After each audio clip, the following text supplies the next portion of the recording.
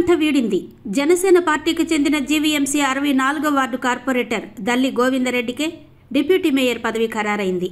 సోమవారమే దల్లికి పదవి ఖరారైనప్పటికీ కోరం సరిపోకపోవడంతో ఎన్నికను మంగళవారానికి వాయిదా వేస్తున్నట్టు జిల్లా జాయింట్ కలెక్టర్ మయూక్ అశోక్ ప్రకటించారు. సరిపడినంత కోరం హాజరు కాకపోవడానికి టీడీపీ ఆడిన నాటకం అంటూ విమర్శలు రావడంతో ఆ పార్టీ పెద్దలు సోమవారం సాయంత్రం పోస్టుమార్టం చేసుకున్నారు. పూర్తి కోరం మంగళవారం హాజరు కాకపోతే పరువు పోతుందని అన్ని వర్గాలు సూచించాయి. అంతేకాకుండా జనసేన పార్టీకే డిప్యూటీ మేయర్ ఇవ్వాలంటూ ఆ పార్టీ నుంచి కూడా గట్టి ఒత్తిళ్లు వచ్చాయి. మంగళవారం ఉదయం జీవీఎంసీ ప్రధాన కార్యాలయంలో నిర్వహించిన డిప్యూటీ మేయర్ ఎన్నికల్లో దల్లి గోవిందరెడ్డి మెజారిటీ సాధించారు. 54 మంది కోరం ఉండాల్సి ఉండగా 59 మంది హాజరు కావడంతో జేసీ మయూర్ అశోక్ దల్లి ఎన్నికను ధృవీకరించారు.